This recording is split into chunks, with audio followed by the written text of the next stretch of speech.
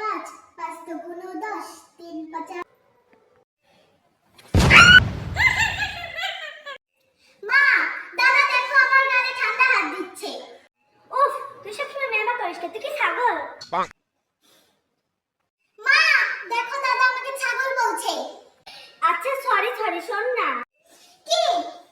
তুই স্কুলে খেলায় যে ট্রফিটা পেয়েছিলি সেটা কই রে?